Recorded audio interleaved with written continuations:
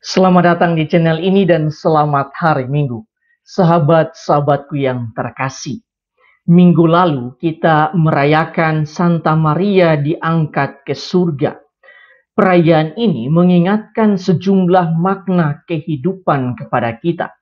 Salah satu di antaranya ialah dogma Maria diangkat ke surga mengingatkan kita bahwa tujuan akhir hidup kita ialah surga. Dunia ini adalah rumah singgah atau tempat peziarahan kita untuk mencapai surga sebagai tujuan akhir hidup kita.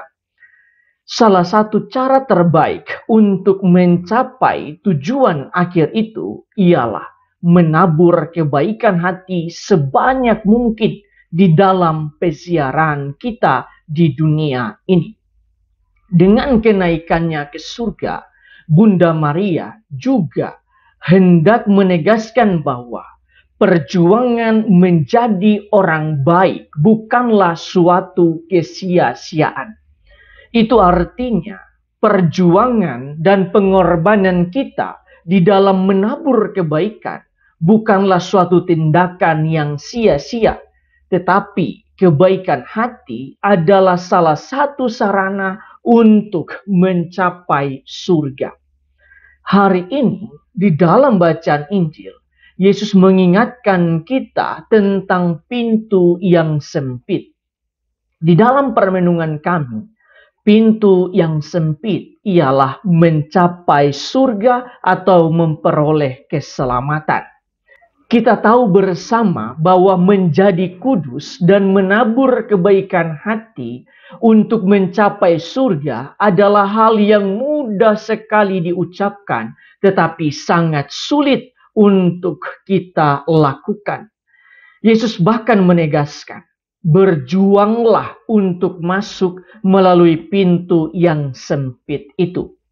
Dengan sabdanya ini, Yesus hendak menegaskan bahwa manusia harus berjuang tanpa kenal lelah untuk mendapatkan keselamatan atau mencapai surga.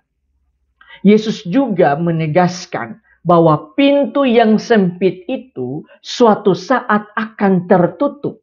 Itu artinya perjuangan kita untuk mencapai pintu itu harus disertai dengan pertobatan yang terus-menerus, sehingga pintu itu tidak akan tertutup untuk kita.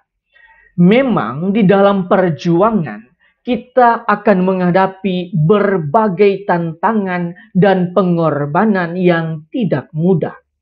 Tetapi penulis surat kepada orang Ibrani di dalam bacaan kedua hari ini meneguhkan kita bahwa terkadang Tuhan juga menghajar orang yang dikasihinya.